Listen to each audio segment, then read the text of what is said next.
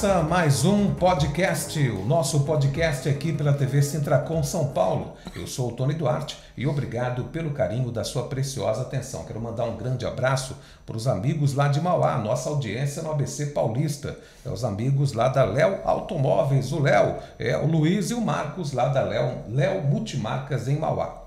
Olha, na bancada aqui o nosso presidente do Sintracom, o Antônio de Souza Ramalho, companheiro Ramalho, né, que ajuda a brilhantar o nosso programa, ajuda a entrevistar também aqui os nossos companheiros entrevistados, né? Hoje temos a honra de receber uma das grandes lideranças políticas e sindicais deste país, o companheiro Antônio Rogério Magri. O companheiro Magri é representante dos trabalhadores do setor elétrico do Brasil, importante setor, ele que passou mais de 50 anos trabalhando na nossa antiga e querida Light, hein? Que depois virou Eletropaulo na época do Paulo Salim Maluf.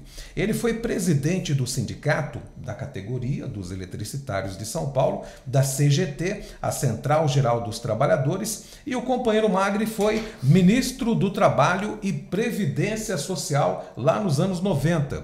Hoje ele é presidente do Sindicato dos Profissionais de Educação Física de São Paulo e região. Companheiro Antônio Magri, seja muito bem-vindo. Olá, Tony. Muito obrigado pela sua apresentação. E junto ao Ramalho, eu não poderia deixar de lhe fazer apenas um elogio. O Ramalho é o cara.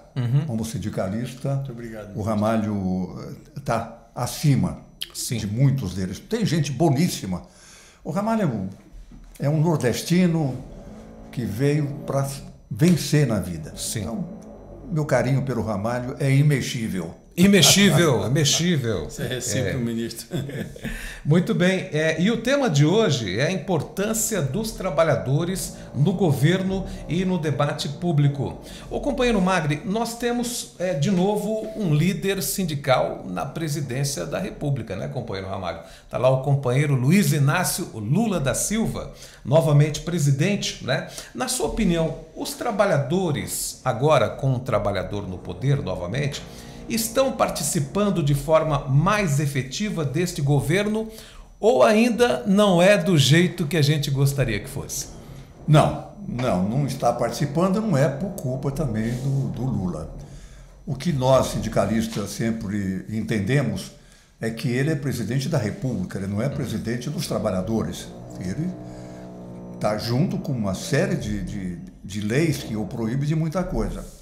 Se fosse falar de hoje, o parlamento de hoje, ele está completamente na mão dos parlamentares. Nem o Lula, começou com o Bolsonaro, não mandava em nada. Sim. O Lula vai na mesma direção. 50 bilhões de emendas. Aí vai mais 10 bilhões de emenda. E o governo fica meio enjaulado para poder investir. Então, não é o que se esperava do Lula, mas desde o primeiro mandato dele, também o trabalhador não teve tanta participação. Nunca teve participação do trabalhador. Que a grande participação do trabalhador é no Congresso Nacional, é na Assembleia Legislativa e é na Câmara Municipal. Aí é que nós mandamos, aí é que surgem as leis, aí é que se defende o trabalhador. O presidente da República tem dos dois lados. Ele quer atender o operariado e quer atender o mercado, esse bendito mercado, né? Sim. Então, desde aquela época, nunca teve muita gente. Quando o Lula assumiu, você tinha um PT mais enraizado, tinha um predomínio maior, mas também foi perdendo. O que aconteceu? A esquerda passou a falar a língua das elites. E isso aí complicou muito. Assim, como os trabalhadores precisam ter cuidado, né, os dirigentes sindicais ter cuidado para avançar com a devida cautela com o empresariado também. Aliás, o meu companheiro e presidente faz isso muito bem. O Ramalho faz isso muito bem, sabe como caminhar com o empresariado. O empresariado, dentro desse sistema capitalista selvagem, o que nós temos que discutir uma hora dessa é o que é esse capitalismo? Como é que ele funciona? Está na mão de quantas pessoas, quantas elites? Sim. E quem é Quem são as elites abaixo que funcionam para aquelas elites de cima, mais para baixo? E aonde nós estamos? Aonde o operário está? Aonde o trabalhador está? Por isso que eu digo, o Ramário, o lugar dele, ou era na Câmara Federal, em Brasília, na estadual, ou na Câmara, na Assembleia Legislativa. Ou quem sabe como ministro. Como senador e como presidente da República. Ué, se já teve um nordestino presidente da República, por que não? Entendeu? Não, porque você foi ministro de 90 a 92, na época do Fernando Collor de Mello, que é tido e havido como homem de direita. E você foi ministro de uma pasta importantíssima, Trabalho e Previdência Social. Ou seja, nós temos hoje um presidente que é trabalhador, nós deveríamos ter mais sindicalistas também, como ministro, não é, Magri? É um ledo engano, né? Esse é um ledo engano.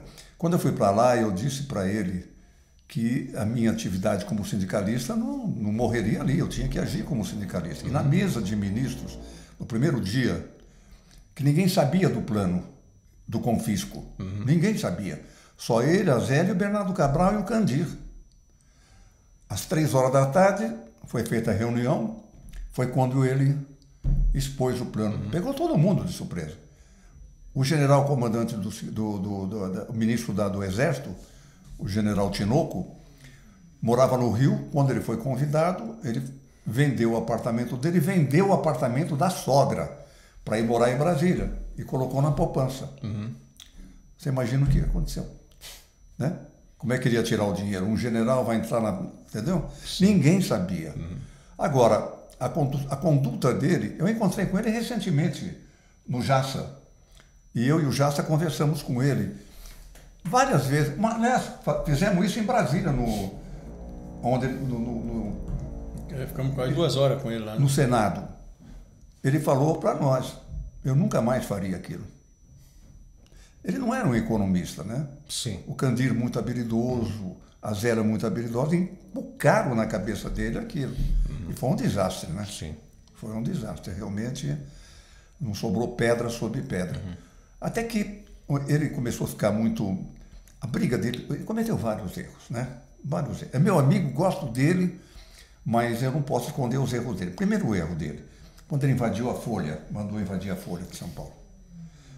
Amigo, brigar com a imprensa não é um bom negócio. Sim. Não é um bom negócio. Essa foi uma das primeiras coisas que ele fez. A segunda foi confiscar. A terceira é que ele queria colocar na prática aquela veia dele de jovem, andar de jato, que nem o Bolsonaro querendo andar de jet ski. Começou com ele lá. Então ele cometeu alguns erros por ser jovem, rico, com um passado que merecia um certo registro de algumas coisas.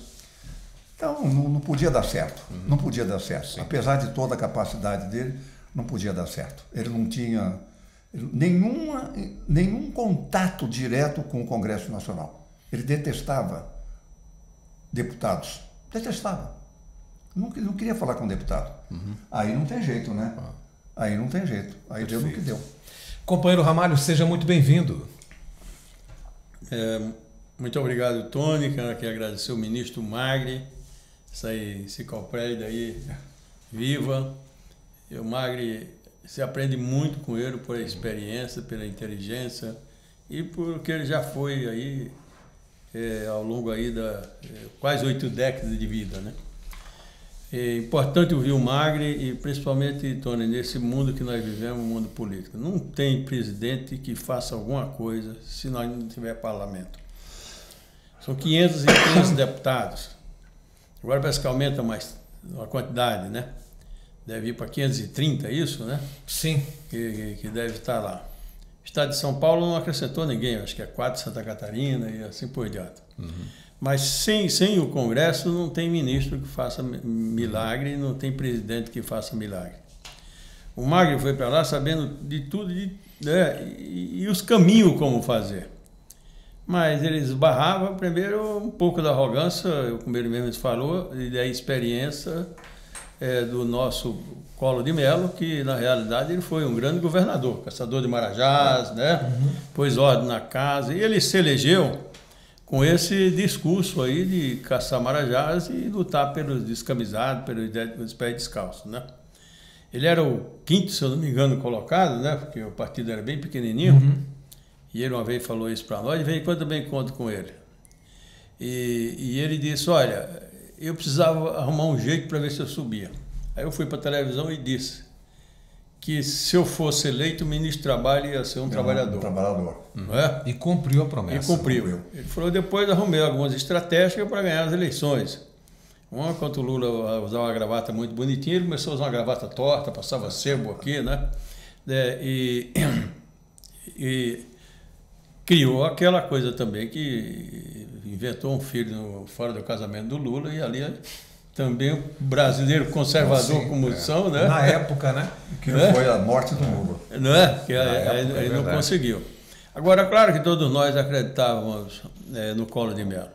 Acreditava por exemplo que ele teve em Alagoas, acreditava porque era jovem, a gente também estava, ainda estamos cansados de velho na direção, muito embora eles são importantes, nós somos importantes, que eu estou com 76 anos, né, e a experiência que a gente acumula vale a pena, mas o ministro Magri defende e eu também defendo. O movimento sindical precisa entender que mudou muito da época do Magri, de quando eu comecei para hoje.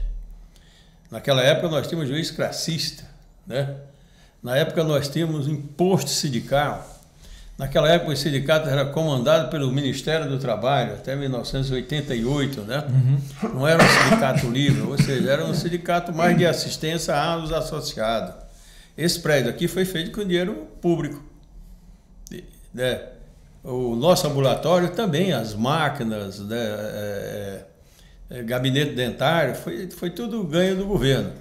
Nós temos aqui um assessor que o Magro conheceu muito habilidoso, porque ele foi do SNI, o Emílio Chancer, né? Que foi um grande intermediário para essas negociações todas.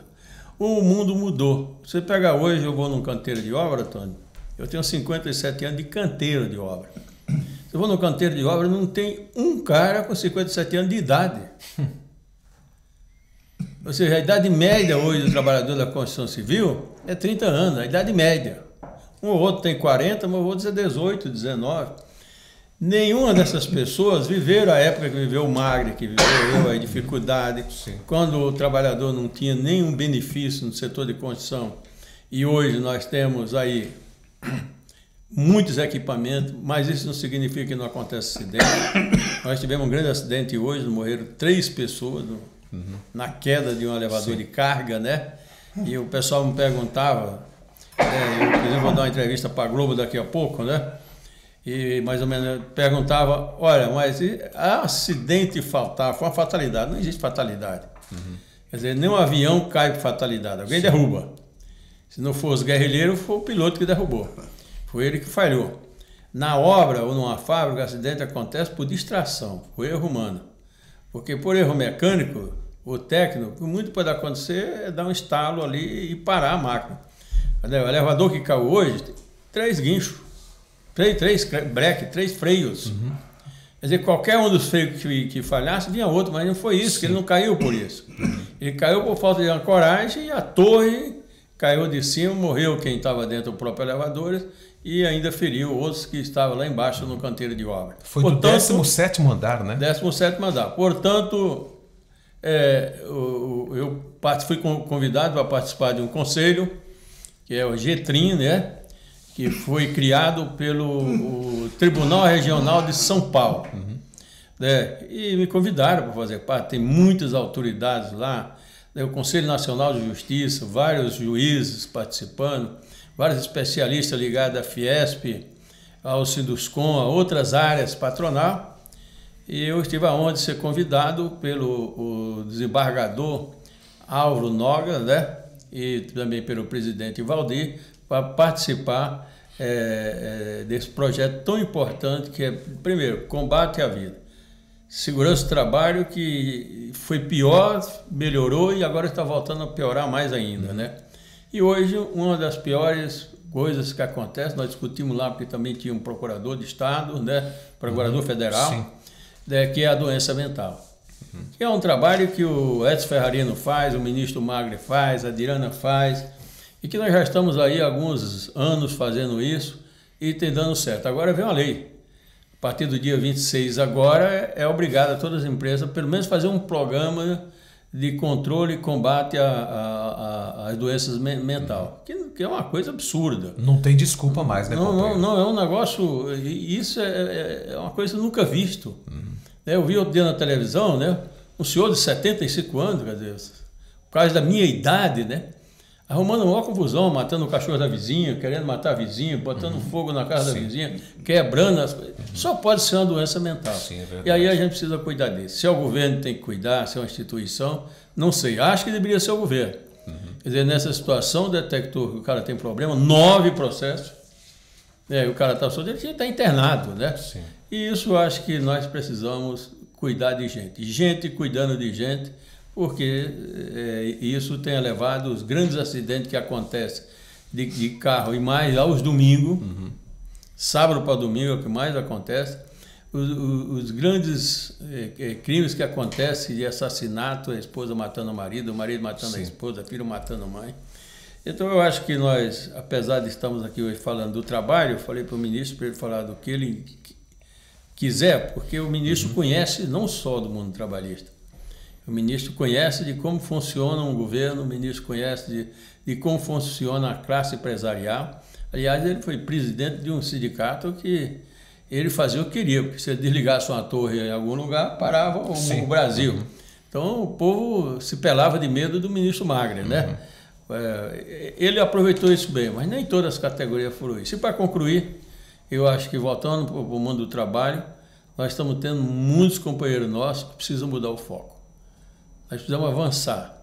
Eu tenho aqui, com muita dificuldade, mas a felicidade de dizer que nós fazemos sucesso, esse sindicato não deve para ninguém, e esse sindicato é respeitado, inclusive, tanto é que nós somos convidados para participar de um conselho tão importante desse grupo aí, o GETIM, numa área importante que é vida e doença mental.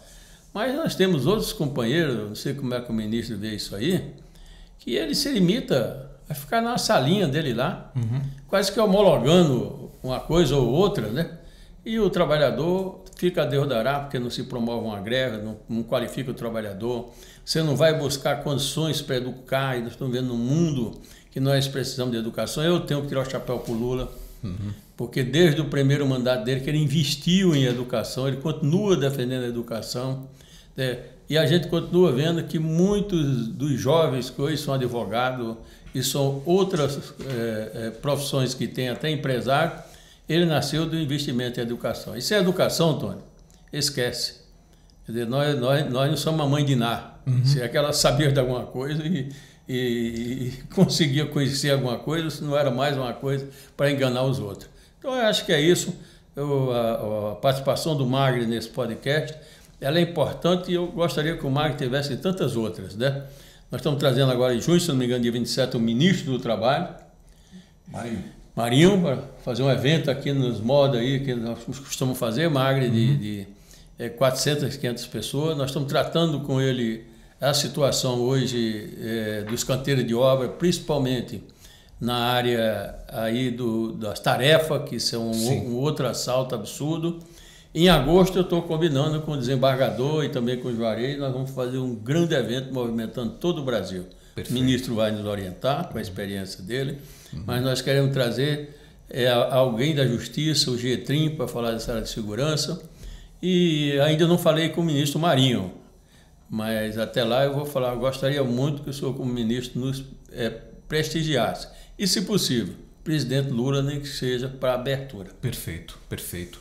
Ô Magre, o companheiro Ramalho está falando aí do ministro Marinho, que hoje ocupa a pasta que o companheiro ocupou lá nos anos 90. E eu me lembro de uma pergunta lá de um companheiro, de um repórter, né? Sobre a questão do salário do trabalhador, que havia uma ideia de se reduzir custos no país, e aí perguntaram para você, mas espera lá, você também vai mexer no salário do trabalhador, vai reduzir o salário do trabalhador, e você saiu com aquela do neologismo, o salário do trabalhador é imexível. Imexível. Agora, a pergunta que não quer calar, companheiro Magre, você acha que daquela época para cá, o salário do trabalhador teve, de fato, um ganho real? Olha, É uma pergunta de $1 milhão para resposta. Porque se você tem um país, qual é a linha que você tem que puxar para responder essa pergunta? Hoje você tem 100 milhões de trabalhadores ativos. 40 milhões, um pouquinho mais, um pouquinho menos, carteira assinada. Dos quais 7 em cada 10 recebem um salário mínimo. 40 milhões de carteira assinada. 7 em cada 10 recebem salário mínimo. Você tem 30 milhões, 32, hoje já tem um pouco mais, de PJs. PJs. E você tem 30 milhões, mais ou menos, um pouco mais, um pouco menos, de empreendedores. Sim. Você tem um Uber, eu tenho um carrinho de pipoca, o Ramário faz doce. Então, quando você pega 100 milhões de trabalhadores e faz uma divisão, 90 milhões ganha até R$3.500.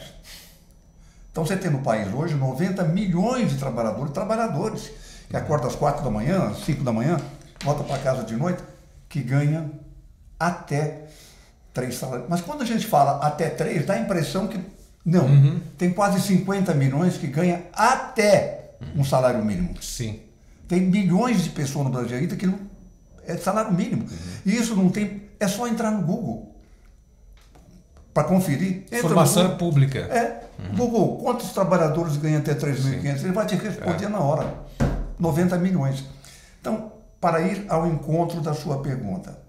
Ao longo de décadas, se o Diese, me lembrei para poder fazer volume, o Diese, que é um órgão respeitado pelo governo, internacionalmente o Diese é muito respeitado, o Diese diz o seguinte, ele mede a cesta básica, aquela coisa toda, com confiabilidade. Para um pai, uma mãe e 2 filhos sobreviverem com dignidade, o que é viver com dignidade? Tem uma casa, 2 quartos, sala, cozinha, tenha banheiro, água, luz e esgoto. Isso é viver com dignidade. O mínimo dos mínimos. É o mínimo do mínimo. Sabe quanto precisaria ganhar? R$7.000. Diese. Sim. Tá, Diese. Então, quando você parte dessa premissa, você vai ver que o salário não teve nada que pudesse merecer um registro especial. Não tem. Estamos do lado aqui de um grande profissional que sabe negociar, sabe fazer tudo. Mas não é só ele querer negociar. Tem toda uma estrutura. E, acima de tudo, grande parte do movimento sindical perdeu a capacidade da indignação. Então, eu fazia assembleia no meu sindicato, o Ramalho sabe disso, com 10 mil pessoas na rua. O Joaquinzão fazia ali 10, 15 mil pessoas na rua. Hoje o meu sindicato, que é um sindicato importante, você falou eletricista, mas ele tem eletricista, mas é um setor que produz e distribui energia. Ele é super, é o mais importante. Sim. Se desligar a luz, para tudo. Hoje, o presidente do meu sindicato, que é um grande companheiro, o Chicão, faz uma assembleia, você não põe 200 pessoas. Então, isso deu uma estreitada. E o patronato, cada vez mais... Eu tenho falado isso, quem me acompanha sabe disso. Recentemente eu falei o seguinte, o sistema S, isso é importante que os sindicatos dos trabalhadores pudessem saber.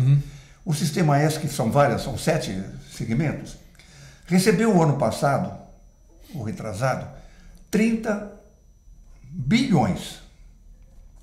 Da onde vem esse dinheiro? Parte dele é dinheiro público, e o resto é os 2,5% das empresas. Então, a empresa do Ramalho tem 1.000 pedreiros, 1.000 trabalhadores, paga 2,5% da folha. Eu tenho uma fábrica de xícara, tenho 500 funcionários, pago 2,5%. Só que, depois que eu repassei, o patrão dele, o meu patrão, repassa para o produto. Ele não deu nada. Sim. Ele não deu nada. Nós é que estamos pagando aqueles 2,5%. E aí é distribuído entre a CNI, a Confederação Nacional da Indústria, a CNC, a Confederação Nacional, que faz uma distribuição para os seus sindicatos. E nós não temos mais nada. Esse sindicato funciona bem por conta desse moço. Comércio funciona bem por conta do Patá. Porque se você vai depender do empresariado te ajudar, você está morto. Então, o que me ressalta a cabeça? Nós não temos vez com o patronato, não tem vez no Congresso Nacional com ninguém. Então, qual é o nosso caminho? Qual é o nosso caminho? Eu estou preocupado com o próximo presidente da República? Eu não. Para mim pode ser o Lula, o Bolsonaro, pode ser quem for. Eu estou preocupado com o Congresso Nacional, que hoje já tem 400 deputados de extrema direita. E olha o exemplo, hoje Portugal elegeu a extrema direita. Estados Unidos elegeu a extrema direita. Sim. Então, se nós, trabalhadores, não entendemos isso e abrimos os olhos para fazer um arco voltaico, como fala na energia elétrica, com os partidos, porque se vai eleger, o movimento sindical comete erros. Coloca, em São Paulo vai sair 4, 5, 6 deputados federais. Vamos dizer assim, sai o Ramalho, sai o Marcos, sai você. Tá. Há um espalha-brasa que não elege ninguém. E também não temos dinheiro. Você vai brigar com quem? Com o PSD como é que chama lá o ex-prefeito? Kassab. Vai brigar com o Kassab com milhões. Você sabe quanto recebe, quanto vai ser o valor para as próximas eleições? Você teve curiosidade de ver? Já está decretado? Para financiar. Para financiar 5 bilhões. Fundo partidário. Fundo partidário. E os partidos têm mais 2 bilhões e meio para a sustentação dos partidos. É o fundo partidário e o fundo eleitoral, né? O fundo eleitoral, São 5 bi, fundo partidário, 2 bilhões e 500. Nós vamos competir com esses caras? Sim. Vai competir com esse pessoal? Não vai competir. Nós somos sempre a raspa do tacho. Ou nós entendemos, ou o movimento sindical tem que entender. Quando eu vinha para cá, eu falei para o Ramalho, na porta, nós precisamos entender para onde nós estamos indo. O Bill Gates, o outro, tem o Bill Gates, tem o outro que está lá no governo, lá nos Estados Unidos, o Elon Musk. Eles vêm falando isso. O que falou o Elon Musk recentemente? É preciso começar a pensar numa renda mínima para a sociedade. Seguro-desemprego, né? Quer dizer, Bill Gates disse a mesma coisa. Como é que o movimento sindical não se propõe a fazer essa discussão? Para onde nós estamos indo? Tem um livro de um inglês, que é economista, pensador, é um cara maravilhoso. Eu não sei nem pronunciar o nome dele, por isso não vou falar. Ele disse até 50 anos, não é daqui 50 anos, pode ser 30, 40, 20, o mundo terá 2/3 de desempregado. Eu acho que você, com a sua experiência e inteligência, sabe que isso é verdade. Sim, é o que isso é verdade. É o que eles falam. Vai ter máquinas lá que põem azulejos. Já. Se é que já não tem. Uma máquina que coloca azulejo. É tudo automatizado. Tudo automático. Que vira ferro automático. Tudo. Advogados. Advogado terá dois grandes escritórios da advocacia que varrem o Brasil todo sobre divórcio. Sim. Aquele lá é que vai te fazer. É o contador hoje que não faz mais o seu imposto de renda. Sim. Precisa acordar para isso. E o movimento sindical tem que pensar no quê? Politicamente. Ou nós... Você sabe quantos pastores tem lá hoje no Congresso? 220. Nada contra que é os evangélicos. Bancada religiosa. Não, nada contra os evangélicos, irmão. Não. Mas contra essa bancada religiosa. Sim. Você pega aquele Sóstene. Aquilo é um demônio. É um pastor demônio. Que nunca pensou na classe trabalhadora nem nada. Você pega o agronegócio, tem quase 200. Como é que você elege um cara do agronegócio? Como é que você elege? Olha, o cara está de olho no Tony e no Magre. Por quê? O Tony é uma boa aparência, fala bem, o Magre é uma liderança, vamos aportar. 10 milhões para você, 10 milhões, nós elegemos. Vamos trabalhar para quem? Para o agronegócio. Sim. Para a bancada da bala. E para mim eleger o Ramalho, onde eu vou arrumar 10 milhões para eleger o Ramalho? Sim.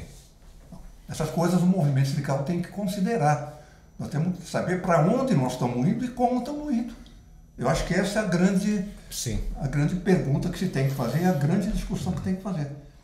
Congresso, o resto é o resto. Companheiro Ramalho, palavras desafiadoras aí do companheiro Magri, hein?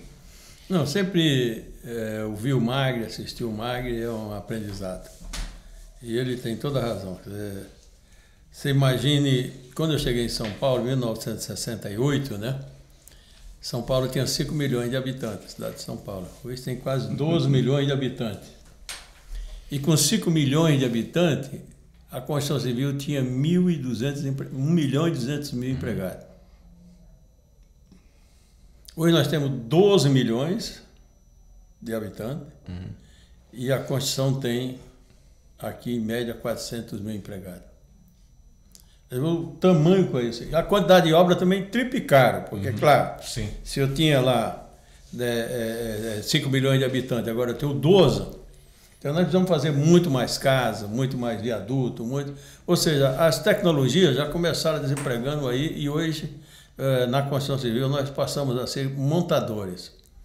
Eu, quando cheguei em São Paulo, eu aprendi a fazer a forma na obra, dobrar o ferro na obra, fazer o concreto na mão, fazer a pintura na mão. Hoje é tudo com máquina. Sim. E a cada dia vai ficar... O Magri falou isso aí, com a máquina colocando azulejo. Nós já temos isso nos países de primeiro mundo, que o prédio vem pronto. Não é que a China faz um prédio em 2 dias, como a gente vê na televisão. Isso é mentira. Mas eles montam um prédio em 2 dias. Fizeram aqueles hospitais, não? Fizeram tudo em 2 dias. Os hospitais, bem lembrado, na época da Covid. Fizeram em 2 dias, porque eles montaram painéis que já vêm ali com azulejo, com hidráulica, com elétrica, com castilaria, né? E tudo com máquina, porque ela vem certinho e muitas dessas máquinas elas se tornaram até robôs. Então você só regula a máquina, ela aperta o parafuso, ela nivela, ela coloca lá e tudo com nível a leis. No Brasil, graças a Deus, não chegou a isso, mas chegou bem parecido. Hoje eu vou fazer um prédio. Vai chegar. Nós estamos fazendo um prédio aí na Chácara Clavinho do sindicato e outros prédios por aí, alguma coisa minha. Infelizmente, eu falo infelizmente porque vai atingir a mão de obra.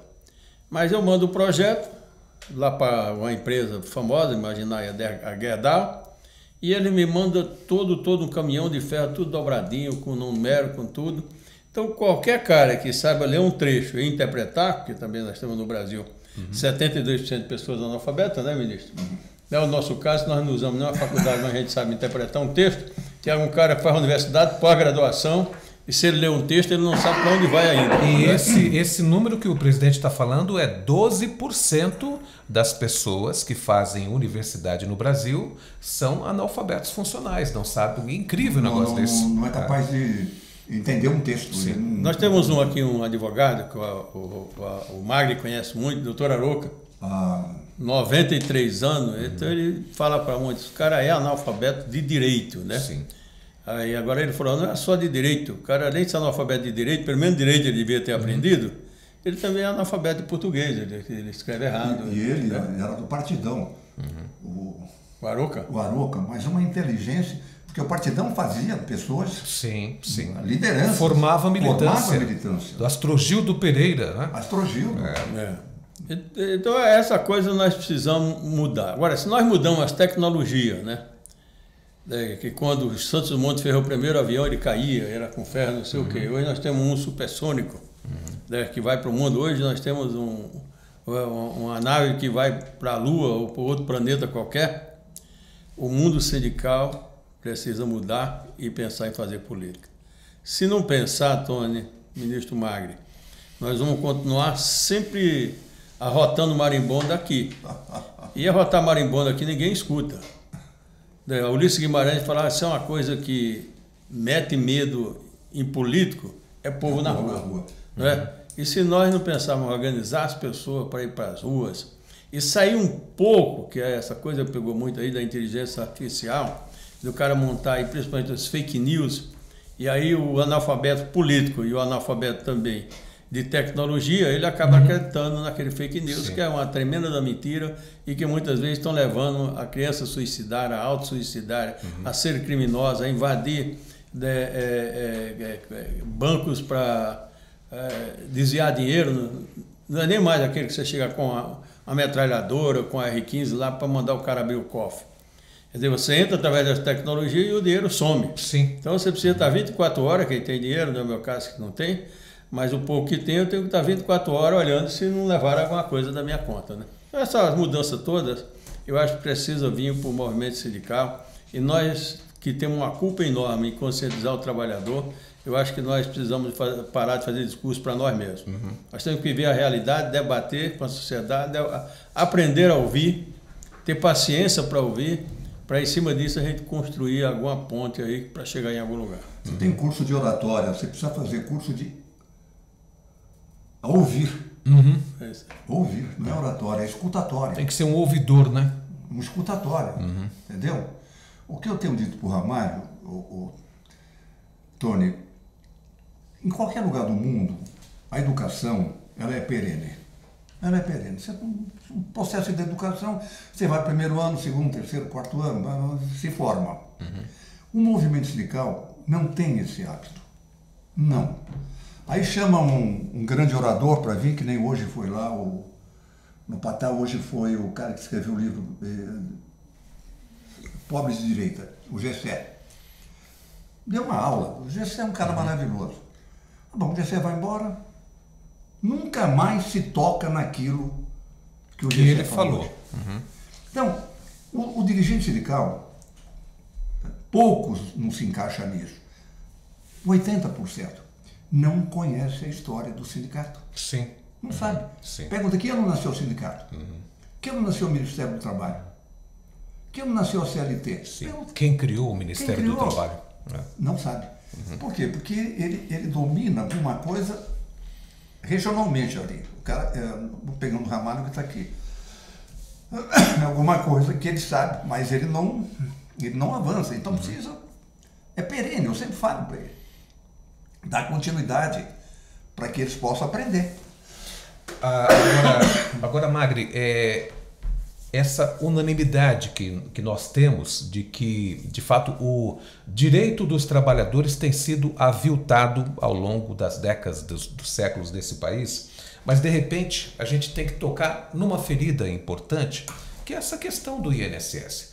Você, quando era ministro, lá em 90, 92, do Collor de Mello, aliás, justiça seja feita, o Collor de Mello, muita gente, como você falou no começo, abomina, mas teve coisas pontuais que ele fez de importante também. Né? Agora, uma das coisas importantes foi exatamente quando você reuniu lá o INPS, né? e o IAPAS e transformou na Previdência o INSS. Mas hoje nós estamos aí com um governo dos trabalhadores, que é o nosso companheiro Lula, que também tem feito reformas e avanços pontuais, mas não obstante uma problemática dentro do Ministério aí do Trabalho, que é a questão do INSS, Ministério da Previdência, que é o INSS, onde nós tivemos aí praticamente 6 bilhões de reais desviados de trabalhadores aposentados e pensionistas. É difícil conviver com isso, né? Sim, olha, quem construiu o INSS, quem criou o INSS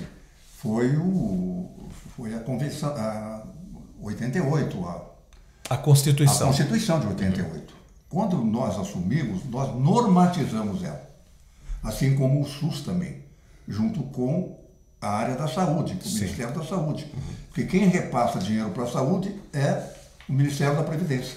Ela recolhe e repassa. Então, hoje eu tenho consciência, quando falta dinheiro na saúde, porque o patronal, o Ministério da Previdência não repassou, tem que saber por que não repassou. Né? Ou deve ser 17%, 18% da arrecadação que vai para a saúde. Porque o governo é uma calça com um monte de bolso. Faltou nesse, você tira desse. Faltou desse, você tira desse. Esse é o governo. Qualquer governo é assim. Qualquer governo. E a Dilma tentou fazer isso aí que você está falando e sofreu impeachment. A Dilma foi um caso realmente que mais tarde a gente vai... Alguns já estão arrependendo agora. Então, a facilidade que eles encontraram, porque é muito grande. o controle sobre isso é muito difícil. Imagina você, eu estou em Brasília, na minha sala, 27 estados. Aí eu ligo para o Tony lá no Ceará. Tony, como é que estão as coisas aí? Meu homem de confiança, o que você fala? Ministro, está tudo caminhando, está tudo... E não está. E você acredita na minha palavra? Não tenho como fazer. Como é que eu vou percorrer 27 estados todos os dias, todos os meses? Não tem jeito. Então, a confiabilidade é que manda. Quem for ser convidado tem que ser um cara de confiança. Se não for de... O Lupe não era de confiança. Me desculpa, viu, Ramalho? O Lupe é um falastrão. O Lupe é um falastrão. O Lupe, ele... Mas é um aliado de primeira hora do presidente Lula. Sim, mas não adianta você ter um aliado que te põe numa situação delicada. Eu prefiro uma pessoa que não seja tão chegada a mim e que não me leve a um desastre desse. Mas o Lupe foi muito culpado. O Lupe, o INSS, quem toca... O governo, o Lupe, se não tiver direto como ele tinha, ele nem sabe o que acontece no INSS. É uma autarquia. Ela não dá satisfação para o presidente. Sim. Muita gente não sabe disso. O Lupe, se quiser saber alguma coisa, por exemplo, tem que ser hoje. O Ramalho é o ministro, me convida a mim. Por quê? Porque eu sou um cara ligado ao Ramalho. Para as coisas boas, e se o Ramalho fosse um mau caráter, podia me chamar para fazer as coisas ruins. Aí esse contato estava certo. Mas quando há seriedade, o INSS não precisa falar nada. Não dá uma satisfação. Quem assina cheque de 40, 50 milhões é o INSS, não é o ministro. Sim. Ramalho, você quer acrescentar alguma coisa? Denúncia que ainda não foi apurada, mesmo do governo anterior, que os caras receberam milhões de reais. Começou com o Bolsonaro. Começou, na realidade, com o Michel Temer, né? No fundo, começou lá com a Dilma, quando legalizaram, né? Eu sou lá, cara. Quando começaram a legalizar a coisa do desconto em folha. Agora, desconto em folha era para quê? Para você fosse, Tony, se aposentado? Sim. Você quer ficar sócio do sindicato? O sindicato serve para isso, e assina a ficha. Mas não me parece que foi tudo isso, o ministro deve explicar melhor que eu, porque ele foi de lá. Foram em algum lugar, pegaram uma lista de alguém e falsificaram a assinatura. Pelo menos de uma boa parte. Eu não tenho dúvida, ministro, que é com isso. Muito legal, mas não é pouca gente, não. Tinha algumas associações que recebiam 17 mil, 8, 20 mil, 30 mil. Passou a receber 8 milhões, 10 milhões. O desfalque é da ordem de 6 bilhões de reais. Muito dinheiro. Agora, de tudo, nós vamos voltar lá no começo, quando nós falamos que o caminho é educação. E as pessoas vão acreditar que eles podem melhorar. Nós perdemos, agora recentemente, eu acho que 3 grandes lideranças importantes, cada um na sua área. Mas uma delas foi o Pepe Mujica. Quem? Pepe Mujica, o ex-presidente do Uruguai. E ele dizia assim, uma frase dele, que dizia, o maior inimigo do pobre é outro pobre. Pobre de direita. Que é o pobre de direita, né? O cara que vai lá, que defendendo o que interessa para o patrão, mesmo ele está passando fome, talvez ele imagina que vai para o céu. E aí você perde um cara que morreu, morando num sítio que herdou da mãe, doando 90% do salário, e que respeitava a democracia. Andando de fusquinha, né, companheiro? O mesmo fusquinha. Primeiro aquela cachorra das 3 patas, que era uma maravilha também. O Magri é apaixonado por cachorro, eu também. E aonde ele ia, ele levava a cachorrinha de 3 patas, né?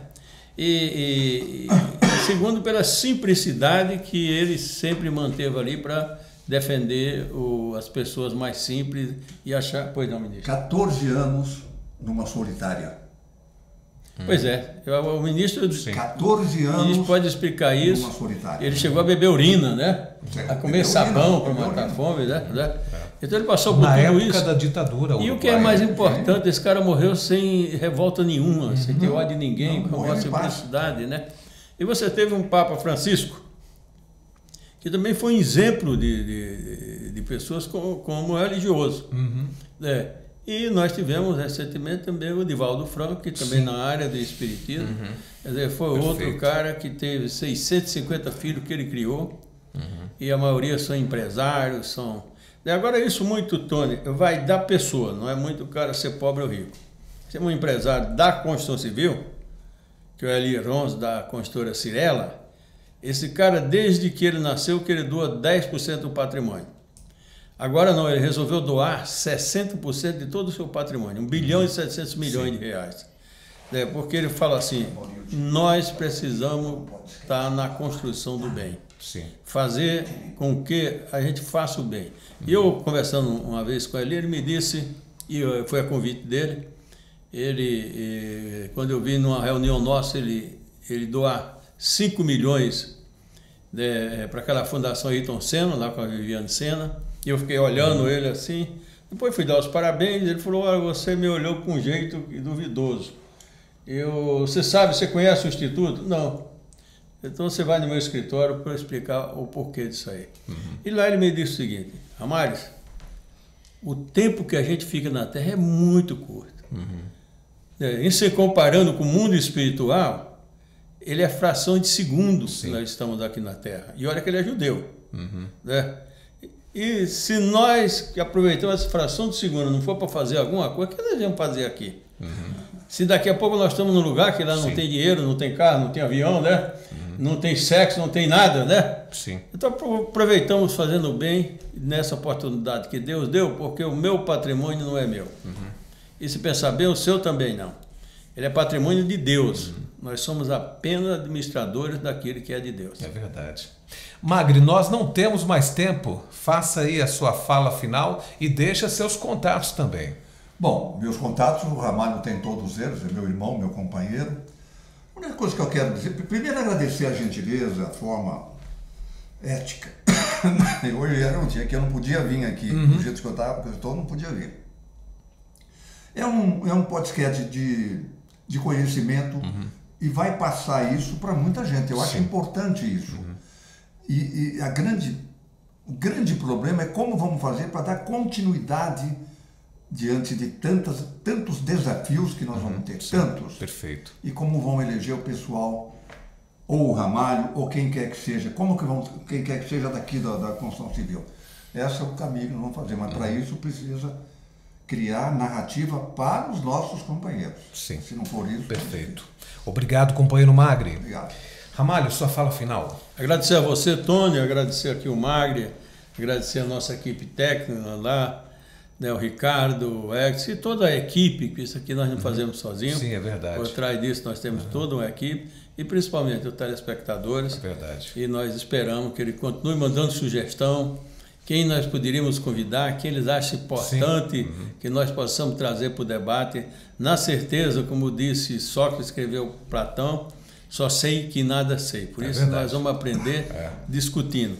A Cora Coralina, né, a doceira, que escreveu o seu primeiro livro aos 76 anos, ela escreveu, ela publicou, né, ela realmente tem uma frase um pouco parecida com essa do nosso Eliron, né, que é de que nós estamos aqui de passagem num tempo muito curto, e se não for para servir, por que estamos aqui? É verdade. Né? E nunca é tarde para a gente vencer na vida.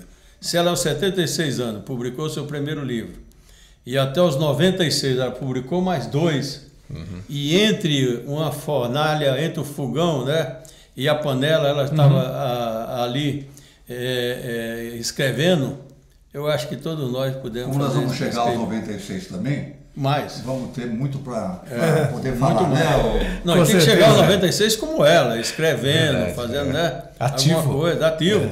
Né, nós tivemos o próprio Niemeyer com 103 anos, se eu não me engano. Niemeyer, né? Niemeyer. 104. Né? Barbosa Lima Sobrinho, 101. 101.